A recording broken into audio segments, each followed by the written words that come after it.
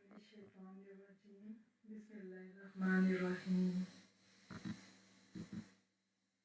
ہمارا ٹاپک چل رہا تھا تاریخ اسلام، اور تاریخ اسلام میں ہم دیکھ رہے تھے خلافت بنو امیہ۔ بنو امیہ کون تھے؟ بنو امیہ کا اس سلطنت کا بانی کون تھا؟ کہاں سے یہ شروع ہوئی؟ کتنے خلفاء تھے؟ یہاں تک ہم نے پڑھ لیا تھا، اور ان کے پہلے جو خلیفہ تھے امیر معاویہ، ان کا ہم نے لیسن پڑھ لیا تھا۔ آج ہم اس کے بعد، کیونکہ یہ سلطنت جس کے بانی امیر معاویہ تھے، اور معاویہ بن ابو سفیان جنہوں نے 20 سال تک حکومت کی اور خلافت کی، 661 عیسوی سے 680 تک لگ بھگ 20 سال تک وہ خلیفہ رہے، اور امیر معاویہ کاتب وحی بھی رہ چکے ہیں، آپ صلی اللہ علیہ وسلم کے کاتب وحی بھی تھے۔ اس کے بعد ہم نے دیکھا تھا کہ امیر معاویہ جس سلطنت کی بنیاد امیر معاویہ نے رکھی تھی 661 عیسوی میں، وہ تقریباً 100 سال بھی پوری نہیں، 90 سال تک قائم رہی، اور 750 میں اس کا خاتمہ ہو گیا، اور اسی خاندان کے افراد ایک کے بعد دیگرے جو ہے وہ خلافت پر متمکن ہوتے رہے، اور اس خلافت پہ اپنے عہد کی طویل و عریض سلطنت تھی، اور اس میں ایک طرف اس کی سلطنت کا سرا افریقہ تک تھا تو دوسرا سرا بھارت تک، اگر ایک شاخ یورپ میں تھی تو دوسری طرف بھی بہت دور دور تک پھیلی ہوئی تھی۔ لیکن اس سلطنت کا جو سب سے بڑا نقصان ہم نے پڑھا وہ یہ کہ اسلام نے جو خلافت کا تصور، ایک پاکیزہ تصور پیش کیا تھا، اور اس کو ختم کر کے اس کو تصور کو پامال کر دیا گیا، اور حکومت جو ہے وہ ملوکیت میں، خلافت سے کیا ہوا، ملوکیت میں بدل گئی۔ اور اس کا سب سے پہلا جو غلطی ہوئی وہ امیر معاویہ نے اپنی زندگی میں ہی اپنے بیٹے یزید کو جو ہے وہ اس کے لوگوں کو زبردستی جو بھی بیعت کروائی گئی، اس کے لیے جو ہے وہ خلیفہ اس کو منتخب کر کے لوگوں سے اس کی بیعت لی۔ اس کے بعد ہم دیکھتے ہیں، ہم نے امیر معاویہ کا چونکہ پڑھ لیا تھا، ان کے دور میں جو کچھ ہوا۔ بنو امیہ کے ٹوٹل تقریباً 11 حکمران ہی تھے جن کے ہم نے نام پڑھے۔ اب ان کو ہم 11 حکمران کو ایک ایک کر کے تفصیل کے ساتھ دیکھیں گے کہ کس حکمران نے کتنے عرصہ حکومت کی، اور اس دوران اس نے کیا فتوحات کی، اور کیا کیا اس نے جو ہے اپنی سلطنت میں کام کیے۔ جو اچھے کام کیے وہ بھی دیکھیں گے، اور جو ان کے دور میں غلطیاں ہوئی وہ بھی دیکھیں گے۔ تو سب سے پہلے ہم اب دیکھتے ہیں یزید بن معاویہ۔ یزید بن معاویہ کا دور حکومت 680 سے 683 تک 3 سال رہا۔ ہم دیکھتے ہیں کہ امیر معاویہ نے اپنے بیٹے یزید کو اپنی زندگی میں ہی جانشین مقرر کیا۔ خلافت راشدہ کے زمانے میں کیا ہوتا تھا، خلیفہ کا انتخاب مشورے سے کیا جاتا تھا، اور کبھی کسی خلیفہ نے اپنے بیٹے کو خلیفہ نہیں بنایا تھا۔ اس میں شک نہیں کہ امیر معاویہ نے اس مسئلے پر کچھ ممتاز لوگوں سے مشورہ کر لیا تھا، اور یزید کی بیعت حج کے موقع پر ہزاروں افراد نے کی تھی، لیکن یہ بیعت دباؤ کے تحت کی گئی۔ امیر معاویہ ہر حال میں اپنے بیٹے کو ہی خلیفہ بنانا چاہتے تھے، حالانکہ امام حسن رضی اللہ تعالیٰ عنہ سے معاہدہ ہوا تھا کہ یزید کو خلیفہ نہیں بنایا جائے گا۔ یزید کی جانشینی کی 5 ممتاز صحابہ اکرام نے کھل کر مخالفت کی، جن میں حضرت حسین، عبداللہ بن زبیر، عبداللہ بن عباس، عبد الرحمن بن ابو بکر، یہ جو ہے وہ ممتاز صحابہ اکرام ہیں جنہوں نے ان کی شدید مخالفت کی۔ لیکن امیر معاویہ نے یزید کو جانشین مقرر کر کے اسلامی تاریخ میں ایک سیاسی بدعت کی بنیاد ڈالی جس نے ملوکیت کے نظام کو مستحکم کیا۔ یزید اخلاق اور کردار کے لحاظ سے بھی اس طرح کا نہ تھا کہ وہ مسلمانوں کا خلیفہ بنتا۔ اس کا دور افسوسناک ترین واقعے سے بھرا ہوا ہے۔ سب سے پہلے سانحہ کربلا، جس میں نواسۂ رسول صلی اللہ علیہ وسلم حضرت امام حسین رضی اللہ تعالیٰ عنہ اپنے اہل خانہ سمیت شہید کر دیے گئے۔ کربلا کا یہ واقعہ تاریخ اسلام کا افسوسناک ترین حادثہ ہے۔ اس کی ذمہ داری یزید پر عائد ہوئی ابن زیاد پر، لیکن مسلمانوں سے یہ توقع نہیں کی جا سکتی تھی کہ وہ اپنے پیارے رسول کے پیارے نواسے سے ایسا سلوک کریں گے۔ چنانچہ کربلا کے اس واقعے کا حجاز میں سخت رد عمل ہوا اور وہاں کے لوگوں نے یزید سے بیعت توڑ کر مشہور صحابی حضرت عبداللہ بن زبیر کے ہاتھ پر خلافت کی بیعت کر لی۔ اس کے بعد دوسرا جو افسوسناک واقعہ پیش آیا وہ واقعہ مرہ پیش آیا، جس سے امویوں کی فوج نے مدینے میں قتل و عام کیا اور لوٹ مار مچائی، اور اس کے بعد اموی فوج نے مکے کا رخ کیا، لیکن یزید کا انتقال ہو گیا اور فوج دمشق واپس آ گئی۔ یزید کے انتقال کے بعد امیر معاویہ کی خاندان کی حکومت کا خاتمہ ہو گیا اور یزید کے لڑکے نے حکومت قبول کرنے سے انکار کر دیا۔ اس صورتحال میں عوام کی نظریں عبداللہ بن زبیر پر پڑی اور ان کے ہاتھ بیعت کر لی، اور مصر، شام، عراق بلکہ پوری اسلامی خلافت حضرت عبداللہ بن زبیر کے تحت آ گئی۔ لیکن تھوڑے ہی عرصے میں عبداللہ بن زبیر اور بنو امیہ کے حامیوں کے درمیان ایک سخت جنگ ہوئی، جس میں بنو امیہ کامیاب ہوئے اور شام سے حضرت عبداللہ بن زبیر کا اقتدار ختم ہو گیا۔ تاہم باقی دنیا اسلام پر ان کا اقتدار اگلے 7 سالوں تک قائم رہا۔ اسی کشمکش میں اموی حکمران عبد الملک کامیاب ہوئے اور مکے پر بھی اس کا قبضہ ہو گیا۔ عبداللہ بن زبیر ایک سپہ سالار حجاج بن یوسف کے مقابلے میں داد شجاعت دیتے ہوئے شہید ہو گئے، اور ان کی شہادت کے بعد نظام خلافت کی بحالی کی رہی سہی کسر بھی اور امید بھی ختم ہو گئی۔ سفیانی خاندان کے بعد بنو امیہ کا دوسرا خاندان تخت خلافت پر بیٹھا، اور وہ مروان بن حکم کی اولاد سے تھا، جو حضرت عثمان رضی اللہ تعالیٰ عنہ کا کاتب رہ چکا تھا۔ مروان بن حکم کو حضور نبی کریم صلی اللہ علیہ وسلم نے مدینے سے شہر بدر کر دیا تھا، کیونکہ وہ حضور صلی اللہ علیہ وسلم کی نقلیں اتارا کرتا تھا۔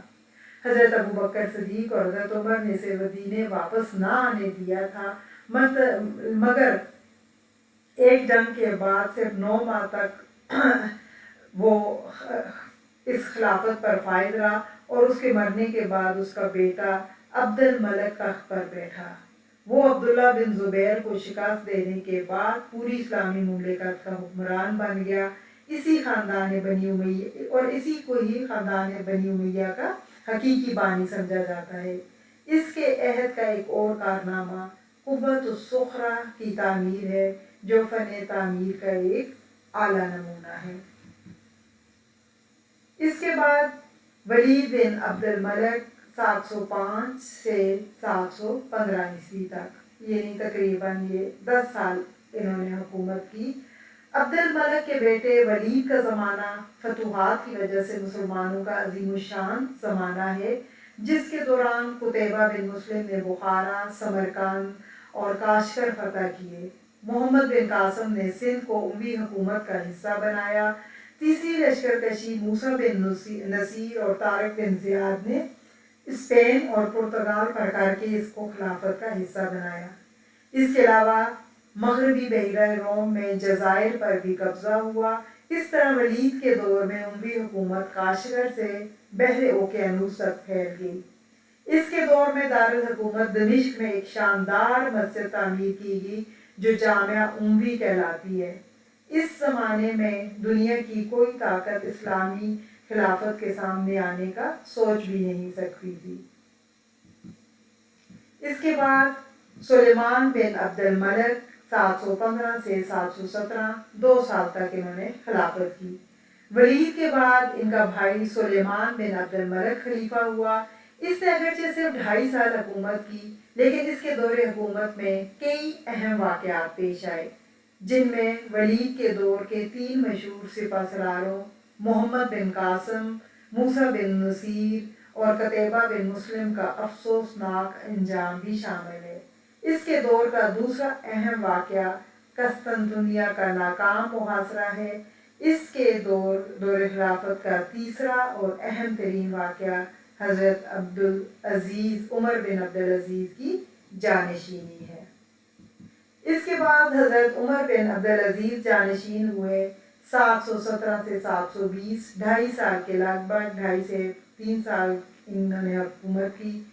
حضرت عمر بن عبدالعزیز بنو امیہ میں سے ایک ایسے خلیفہ کے طور پر سامنے آئے جن کا نام مورخین بے حد احترام سے لیتے ہیں۔ ان کی ماں عمر بن خطاب رضی اللہ تعالیٰ عنہ کی پوتی تھیں۔ انہوں نے خلافت راشدہ کی یاد تازہ کر دی اور یہ کوشش کی کہ دوبارہ طریقہ نبوی کو زندہ کیا جائے۔ ان کی تعلیم و تربیت مدینہ منورہ میں ہوئی تھی اور وہ اپنے عہد کے عالم و فاضل انسان تھے۔ وہ خلیفہ ہونے سے قبل پرتکلف اور رئیسانہ زندگی گزارتے تھے، مگر خلیفہ بنتے ہی سب کچھ چھوڑ دیا اور درویشوں کی طرح زندگی گزارنے لگے۔ انہوں نے علماء اور فقیہوں کی ایک کونسل بنا دی تھی جن کے مشورے سے کاروبار حکومت چلایا کرتے تھے۔ خلیفہ بن کر وہ خوش نہیں بلکہ غمگین ہوئے اور احساس ذمہ داری کے سبب پریشان ہوتے تھے۔ انہوں نے خلیفہ بننے کے بعد اپنی بیوی سے کہا کہ تم اپنے زیورات بیت المال میں داخل کر دو۔ اصل میں وہ اسے سرکاری خزانے کا مال سمجھتے تھے جو ان کی بیوی کو باپ کی طرف سے ملا ہوا تھا۔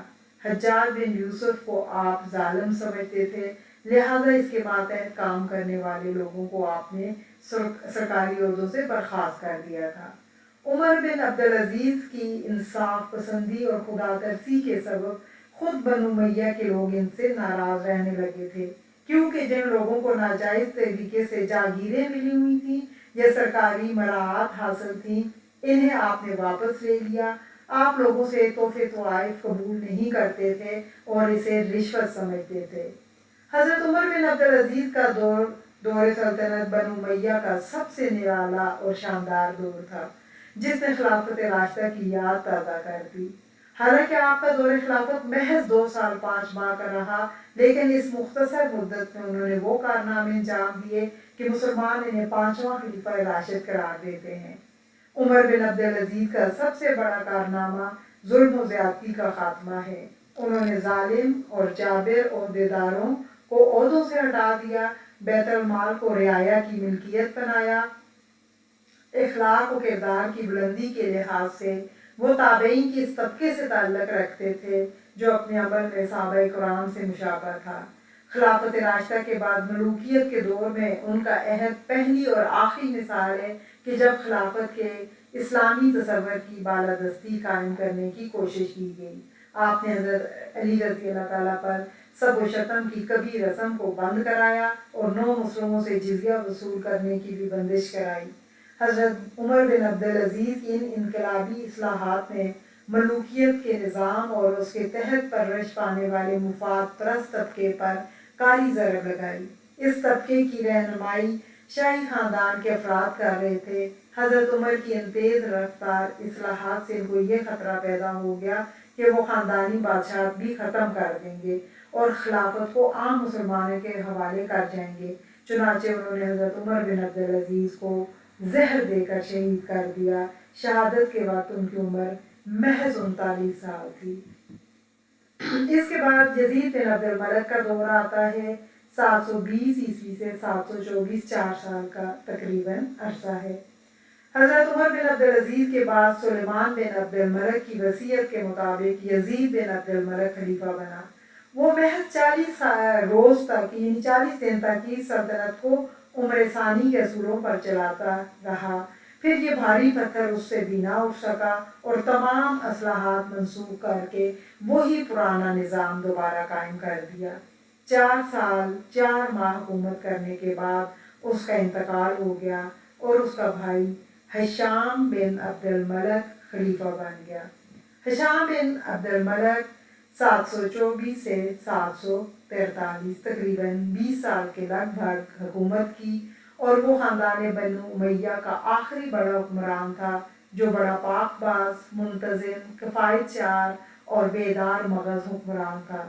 بلکہ مورخین کہتے ہیں کہ اس میں امیر معاویہ کا علم و تدبر اور عبد الملک کی اولو العزمی ایک ساتھ جمع ہو گئی تھی۔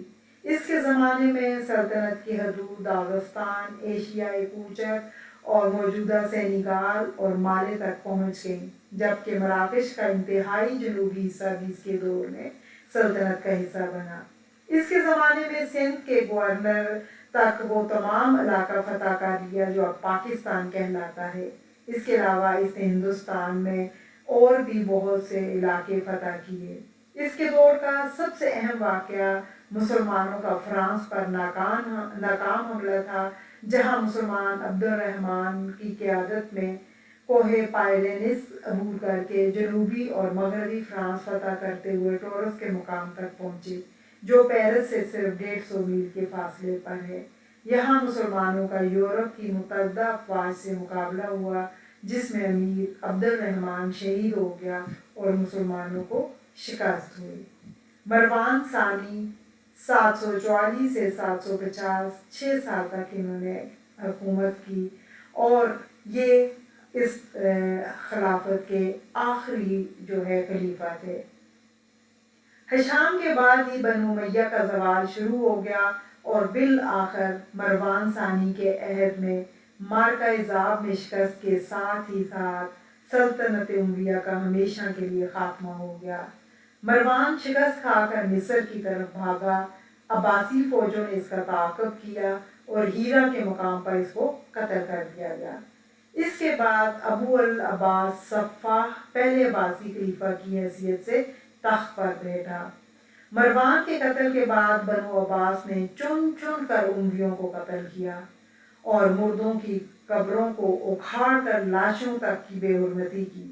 صرف ایک اموی شہزادہ عبد الرحمن داخل بچ کر اندلس پہنچا اور وہاں اس نے اموی حکومت کی بنیاد رکھی۔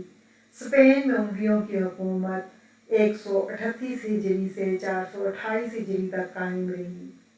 اس میں کافی سلاطین گزرے، جن میں بعض بڑے جلیل القدر حکمران تھے اور ان کے عہد حکومت میں ہسپانیہ تہذیب و تمدن کی انتہائی بلندیوں پر جا پہنچا۔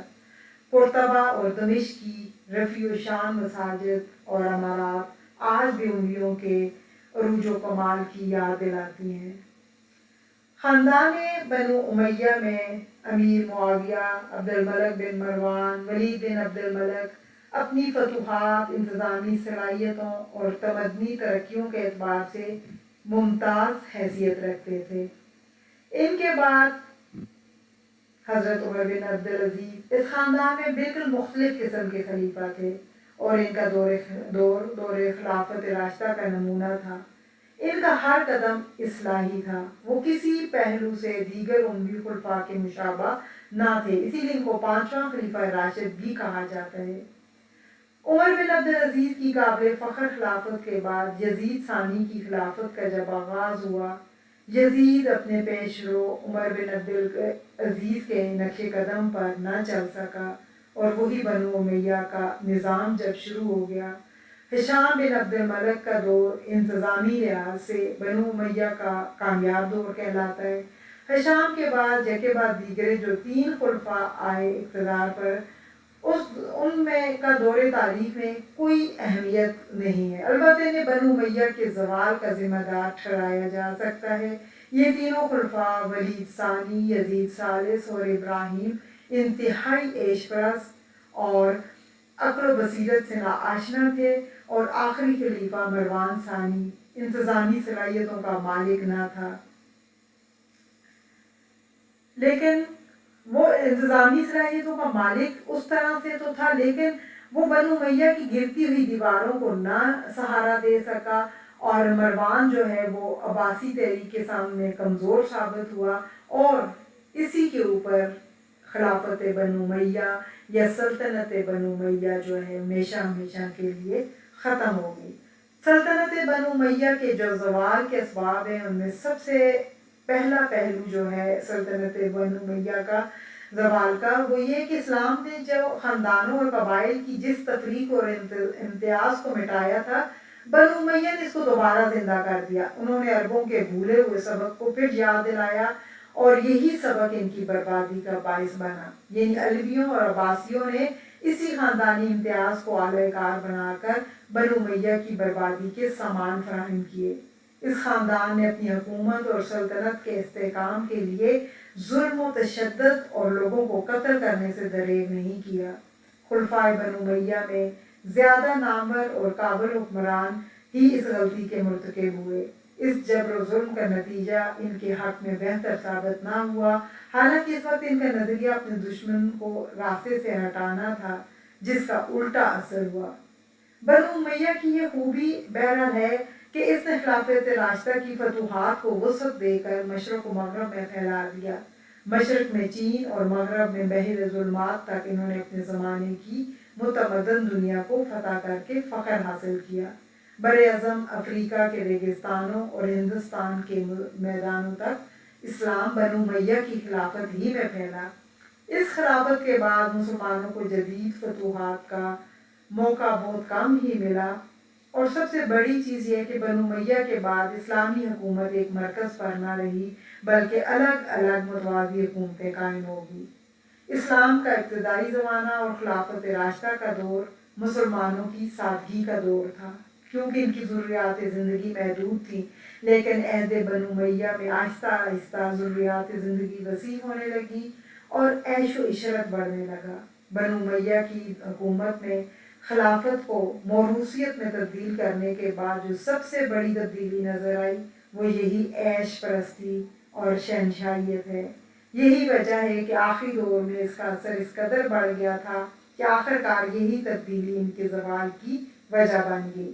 سلطنت بنو امیہ میں دنیا پرستی، مال کا حصول اور دین سے بالکل دوری تھی، اور اسی وجہ سے سلطنت بنو امیہ 100 سال بھی اپنے پورے نہ کر سکی، اور اس دوران بھی کئی خلیفہ آتے رہے، لیکن حضرت عمر بن عبدالعزیز کے علاوہ باقی کوئی بھی خلیفہ صحیح معنوں میں اسلامی نظام یا اسلامی خلافت لانے میں کامیاب نہ ہوا۔ لیکن بدقسمتی سے حضرت عمر بن عبدالعزیز کو بھی زیادہ موقع نہ ملا۔ 2.5 سال ہی کی خلافت کے بعد ان کے اپنوں نے ہی ان کو زہر دے کر اس دنیا سے شہید کر کے اس دنیا سے وہ چلے گئے۔ یہاں سے سلطنت بنو عباس سٹارٹ ہوتی ہے اور سلطنت بنو امیہ کا خاتمہ ہو جاتا ہے۔